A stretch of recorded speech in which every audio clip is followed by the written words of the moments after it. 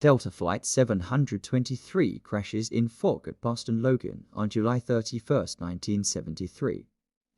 Delta Flight 723 struck a concrete seawall while descending into Boston's Logan International Airport in dense ground fog. The impact ripped away part of the fuselage, sending the aircraft crashing to the ground, where it broke apart and erupted in flames. Nearly everyone on board was killed instantly, making it the deadliest aviation disaster in both Logan's and New England's history. That Tuesday morning, the DC-9 departed Burlington, Vermont, with 57 people on board, bound for Boston. Normally a non-stop route, the flight diverted to Manchester, New Hampshire, to pick up 30 passengers whose earlier trip had been cancelled due to heavy fog in Boston. After the stopover, the aircraft continued toward Logan with 89 people aboard, 83 passengers, 5 crew members, and 1 off-duty Delta employee. Conditions at Boston were treacherous, with visibility so poor that the crew had to rely solely on instruments to land. The cloud ceiling was just 400 feet. During final approach to runway for revolutions,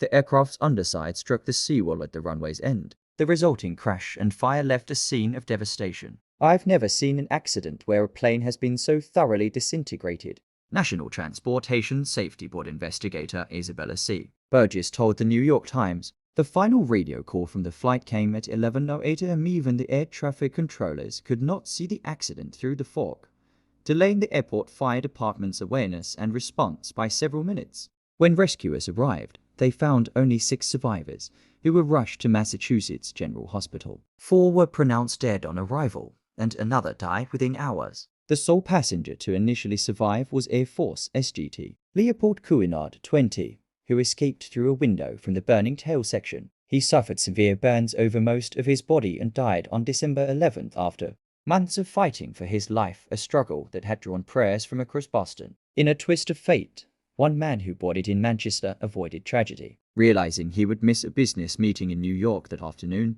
he persuaded the pilot while the plane was still taxiing to return to the terminal and let him disembark. The captain offered the same chance to any other passengers, but no one else took it. 50 years later, the loss still resonates. In 2022, Michelle Brennan of Vermont, who was just 10 when her father, Michael Longchamp, died in the crash, used social media to connect with most of the victims' families. Ahead of the 50th anniversary, Delta funded a memorial plaque carved by the Bar Granite Association, which was installed in Logan's Chapel to honor those lost in the tragedy.